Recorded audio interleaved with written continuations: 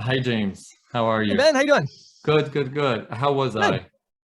Fantastic. Great. I Great. love it. Thank You you. guys got a lot of flexibility built in. Looks pretty cool. Thank you so much. So, guys, if anybody doesn't know who James is, you've been living under a rock. I don't really know what to tell you.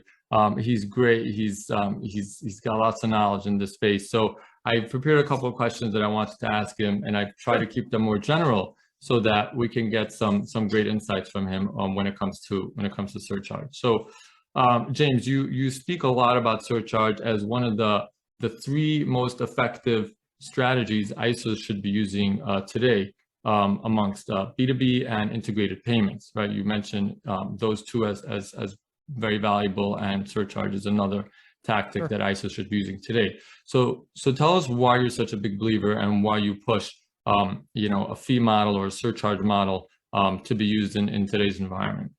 Sure. So I think first of all, we have to zoom out a little bit and talk about the concept of passing the cost on to the consumer.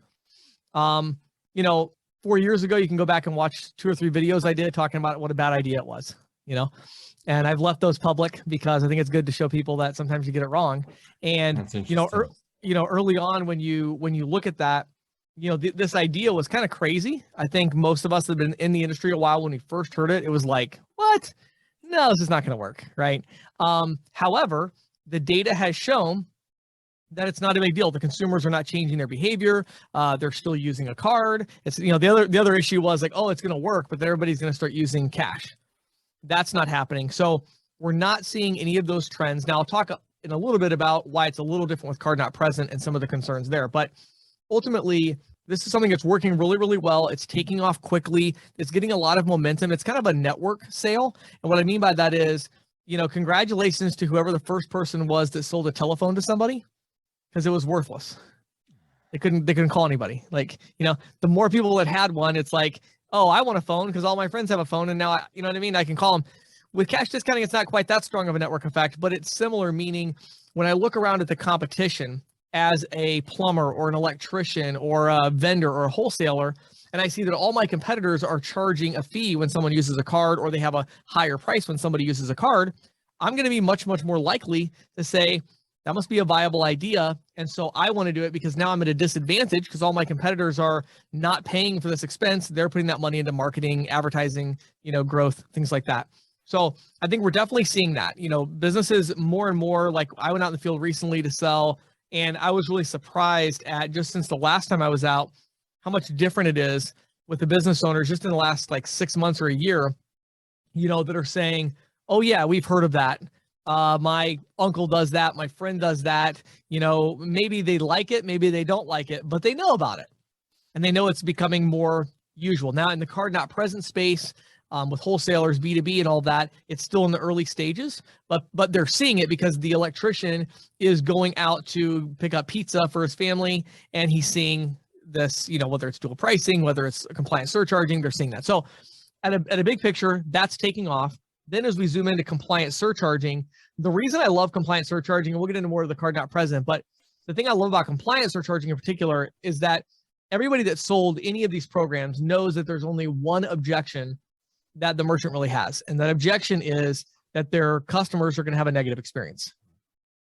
Well, they're going to have a negative experience in the mind of the business owner because they're being charged this extra money and there's no way out of it. When it comes to compliant surcharging, it allows the merchant to give their customers an out and to say, well, if you don't want to pay the fee, use your debit card, and then we won't charge you the fee. And that little bit, a lot of times, is what's necessary, especially with larger ticket merchants, to get them on board with the concept, to say, well, we're not going to add this to everybody. We're going to give them an out. And as a salesperson selling it, even though I realize that in reality, in most cases, it's not totally necessary, meaning that the consumer is going to be fine either way. Again, a little different with card not present, which we'll talk about more in a second, but it still is a great sales hook to have, to give them that option. And I love what you guys are doing because you have both options. And so I think it's important to put that back on the merchant to say which of these two options would best serve your customers. So that's why I'm so bullish on it, kind of at a high level. Very interesting. So point number one was that the more we use it, the more this gets used, the better it's going to work, because like you said, Right. it has this network effect where when everybody's doing it, then it becomes less of an issue or less of a friction point That's very interesting. Thank you very much. So my next question really is in a card not present environment, and this is something you just briefly mentioned a second ago. There's this two models where they can have this compliance, model of a compliance surcharge or the service fee model. So I'm sure many ISOs are wondering, when do I offer this to the merchant? When do I offer a compliant model to the merchant? When do I say, what's going to work as a service fee model? When do I use which model? Yeah, and I think Ben, it's so interesting that I almost kind of have to note before I answer that how terrible our industry has been at selling card not present, right? And that's an important data point because a lot of ISOs are looking at technology like this and they're starting to go after card not present. Kind of a lot of them, frankly, and I'm sure there's many of you on here that sell card not present all the time, but there's a lot of ISOs I deal with that, like by accident, they get a card not present deal. You know what I mean? But the reality is when we're out there selling retail, there is just like no data to support the idea that we need compliant surcharging from the consumer behavior perspective at all. And really, even when it comes to the business owner, it actually can, in some cases, create a little bit of a negative experience. And what I mean by that is when you have all these different options, sometimes you charge the fee, sometimes you don't, if it's credit versus debit. Sometimes the consumer is a little bit confused. And well, I used my debit card as credit. Am I going to pay the fee because I signed for it? And it's like, well, no, it's still a debit card. And it's kind of like there's more to explain. And what I found when we're dealing with retail and small business and $50 average ticket, just cash and card price is good and it's simple and that generally works best in my opinion. However, when we're dealing with card not present and we're talking about $1,000, $2,000, $3,000 average tickets, now we have a different situation. I recently just bought a swing set for my kids, like one of these like castles and swing set a couple weeks ago. Well, this is a $5,000 purchase and I used my credit card. They had a 3% or 3.5% fee, I think it was, on there. I noticed that, you know what I mean? Like I paused for a second and I'm the surcharge guy and I'm kind of like, really? Okay. Did I bring my checkbook? I was like, no, I didn't, I was like, oh man. And, there's a little bit of a customer issue there, And so what compliant surcharging does, again, it allows the merchant to dictate what's best. So when do we offer it? Every time. My belief is let the merchant decide, because here's the thing. Ultimately for the merchant, in my experience, no matter how high the average ticket, I haven't seen that this is going to have a significant positive or negative effect. This decision about compliant versus non-compliant, or like I like to say, service fee versus compliant. Right. I don't think it's going to have a huge impact on the revenue of the business. However, it will have an impact on the experience of the consumer. And that's going to depend a lot on the business themselves, because a lot of these card not present businesses are service companies. And so for them, they might take a look at that and say, well, wait a second, we're not just trying to not make our customers upset. We're trying to give them a fantastic experience. That's part of our brand promise. So they might say, we get it. We know we need to pass the cost on, but we also want to be able to provide a great experience. We want to educate our customers on, hey, there is a cost. If you use your debit card, my cost is a lot lower and I'm willing to cover that cost, right? I sold somebody just a few weeks ago where they wanted to do like a share of the load. So they charged the fee on everything, but as far as what I charged, the merchant and what we collected, the merchant ended up paying about 1% of the cost, because for them, they didn't feel right about charging quite that much. And in the same way with card not present, they're going to say, well, that's a lot.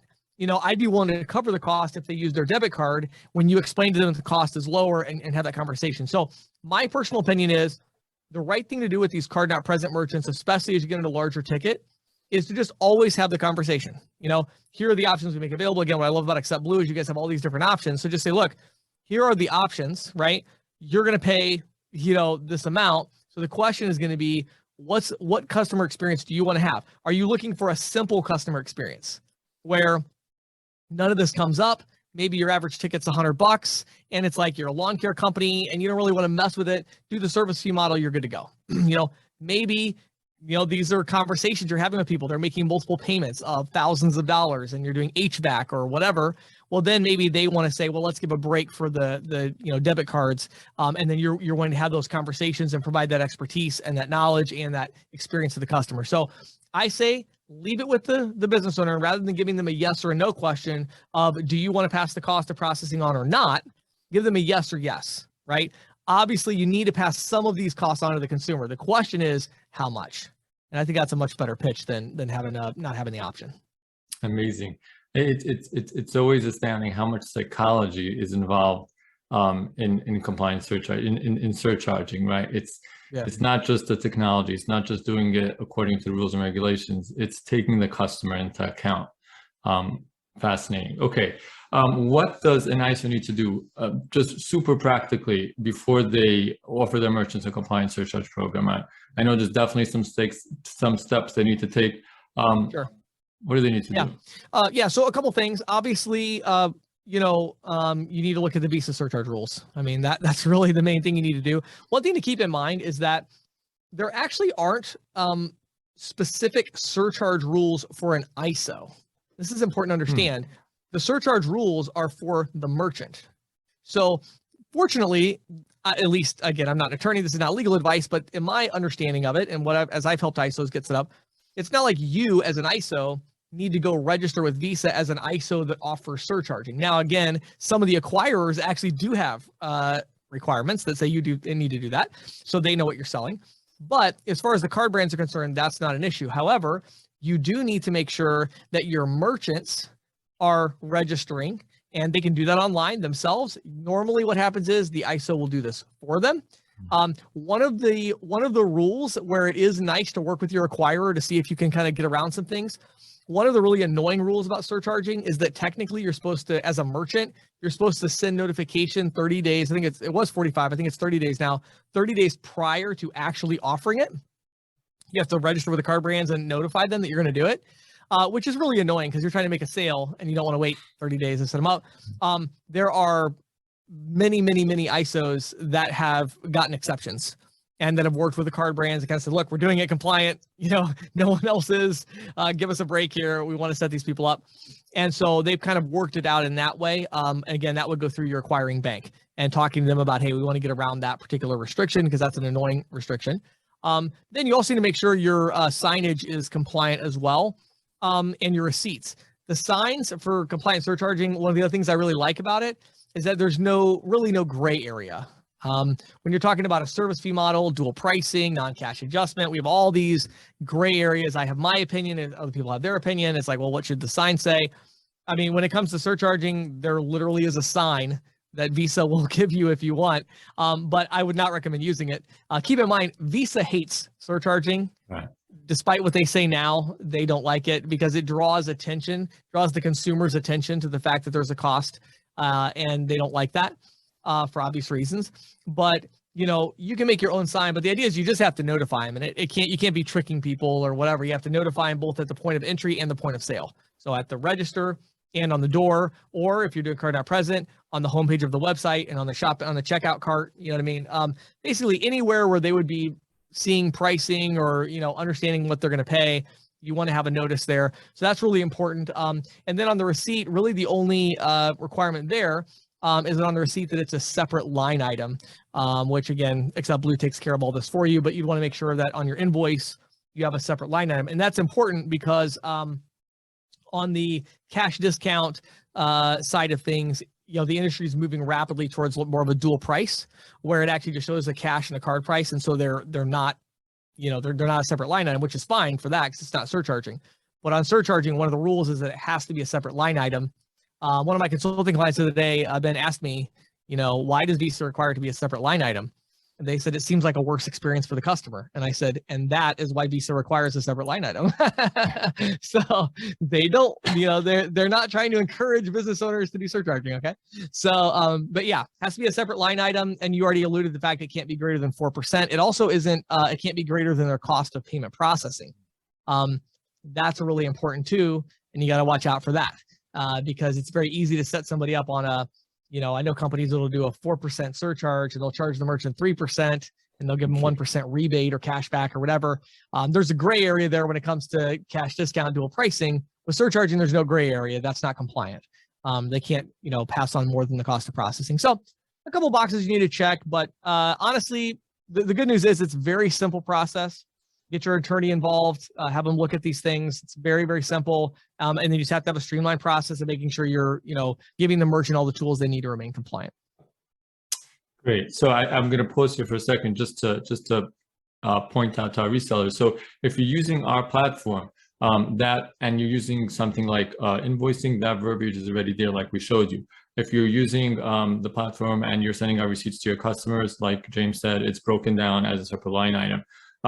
Where we can't control it is if an ISO or actually a merchant is doing some sort of custom integration. If you have merchants that are using our APIs and creating custom integrations, then you need to make sure that these developers or whoever is creating this integration is displaying the appropriate signage, so to speak, at the point of checkout on the website, etc. Because these are custom integrations where we don't have control. So we control everything that's within the gateway, but once you're using APIs, please make sure that you're displaying that proper message. Currently, we're going to be going through each of our plugins and making sure that our Turkey plugins have the correct verbiage.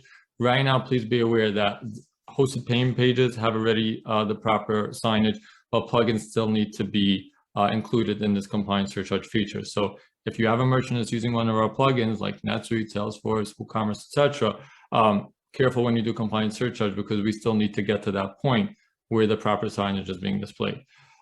Okay, thank you, James. I just wanted to point it out. Yeah, sure. Okay, so this all sounds really good.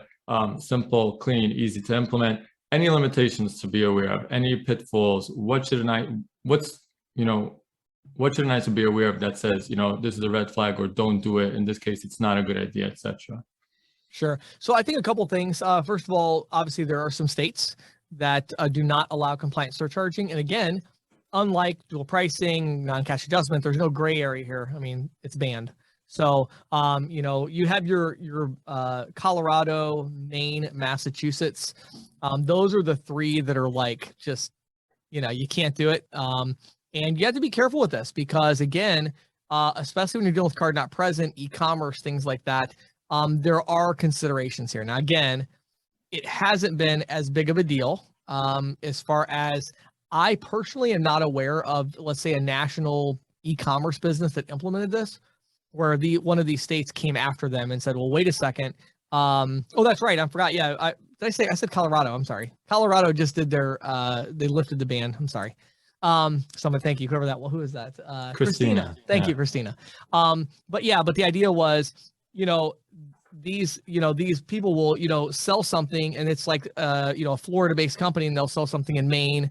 And when you do that, technically that's not compliant. So you just have to kind of be aware of that and be a little careful about that with card not present. If it's a business that's actually located in one of these states, sells in one of these states, don't do surcharging. It's not worth it. That go the gray area route. So at least you can claim that it wasn't really surcharging and try to get away with it that way. You don't want to go that route. But then there are other states where there's a lot of other laws and kind of regulations around it. So as an example, in New York, like the law in New York, again, I'm not an attorney, but the layman's version of it is that the merchant or the consumer can't have to do any calculation.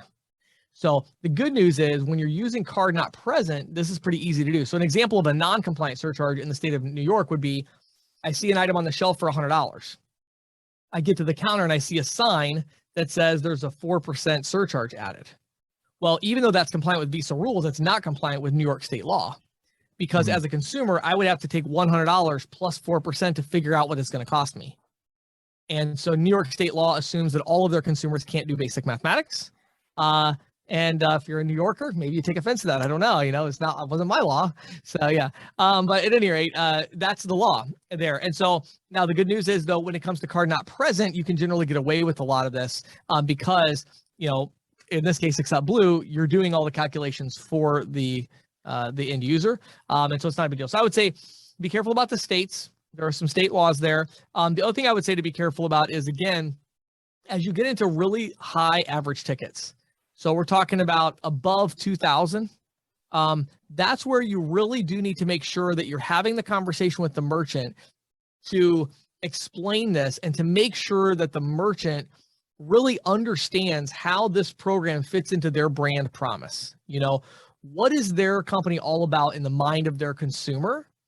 And how does this program fit into that? Because there are times where, frankly, it's just not the right fit for a merchant, neither option, service fee or, the compliance surcharge, because their brand promise is all about, this simple approach where they make sure everything is super convenient for the consumer. They want to give them this maximum experience. And like, it's just their whole idea of their brand is like, you don't need to do that. In their case, they might need to raise their price a little bit to make sure, they're good. But again, in a lot of those cases, when you have that conversation with them and they start to think about how they could present it to the customer in a way that would match their brand promise, they can usually find a way.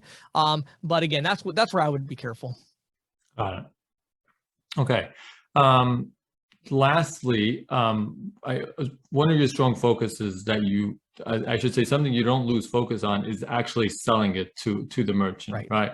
Which I always enjoy seeing, your posts and your content on this. So when it comes to selling a surcharge or service fees, any advice for our resellers on that? Is that something they should be leading with? Should the first pitch be without, passing the fee on? How do we sell compliance surcharge? Yeah, great. I love that question. I think that's the really important one, right? All the other stuff is like the requirements to be able to sell it, but none of that does any good if you don't sell anybody, Right. So a couple things I would say. First of all, there's a common misconception that we have, and I mean, I'm as much at fault as anybody for creating this misconception, but I think early on, the logic that we were using to sell cash discounting, compliance surcharging was, we made it sound really good, but ultimately what we were telling the business owner was, look, there's this way that you can trick your customers into paying your processing fees and they won't even notice. That was ultimately the sales pitch. That's a really bad sales pitch. What I realized was, and I did a training a couple weeks ago. I was in New Jersey training a big room. It was like 50 sales managers for this large national company that sell payment processing and they sell surcharging. And I asked them, I said, what is the number one objection from merchants about this program? And the first person raised their hand and said, they're worried that they're going to lose their customers. They're worried their customers are going to stop shopping there. And I said, almost, but that's actually not correct. I said, I want you to think about, what do the merchants actually say? Is that what they say? And they're like, no, what they actually say is they don't want their customers to be upset. They don't want their customers to have a bad experience. And so what you have to understand is, when you go in there with the logic of saying, look, I'm telling you, you don't understand, you can implement this program and your customers are going to keep shopping with you. You're not going to lose any revenue. Financially, it's going to be a windfall for you. You're going to make a bunch of money. It's going to be fantastic. Well, to a small business owner, that's not necessarily the right approach. They didn't decide to open their, they didn't decide to become a, electrician with one employee so that they could rip people off for profit. They became an electrician with one employee because they wanted people to have a fantastic experience with an expert electrician, and they wanted to provide that experience. And they wanted people to, the reason they do what they do is to get that, connection. And when they leave that house, the person says, wow, like this was such a great experience. You did such a great job. They don't want to leave this person with a bad taste in their mouth. And, now that person doesn't want to refer their friend or their relative because they got a surcharge on this $2,000 order and that just made them upset.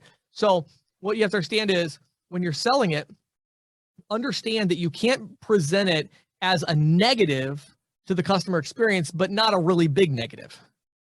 You have to present it as a positive to the customer experience, right? So the idea is, look, you have all these people that are paying with all these different forms of payment, especially if your card not present, large ticket, you're probably getting some checks in the mail. You're probably getting some maybe ACH or whatever it is, right? Some debit cards, and it's like, yes, we get a lot of different things. Okay, well, here's the real question.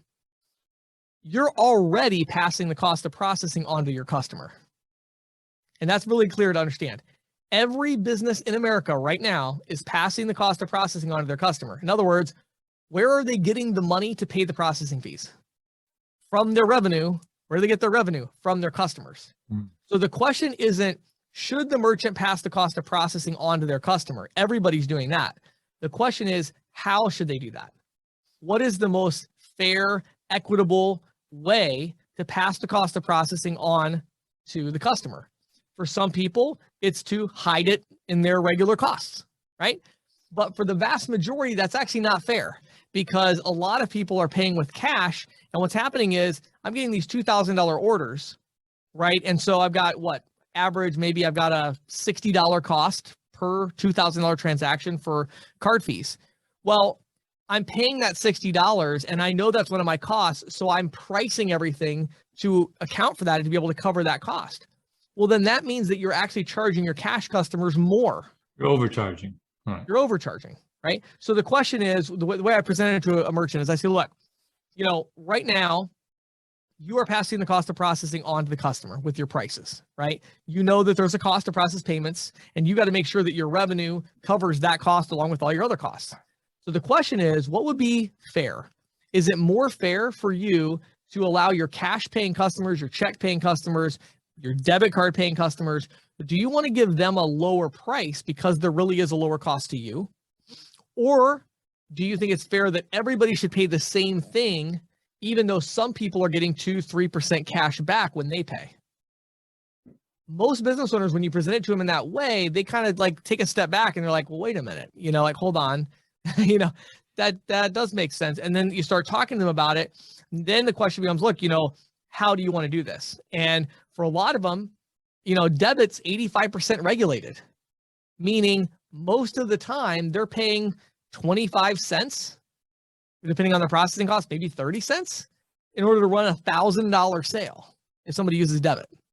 And they're paying $30 if somebody uses their card. So it's 30 cents versus $30. So for a lot of card not present, they're like, I'll eat the 30 cents. That's fine. But I don't want to eat the $30. That seems exorbitant. Well, great. That's compliant surcharging, right? So having that conversation with them and saying, are your customers, are they going to stop, working with you if you charge this on debit as well? No. But the question is, what's the right thing to do? And you've got to go at it on the offense. You don't go at it on the defense, especially with card not present, where it's all about service.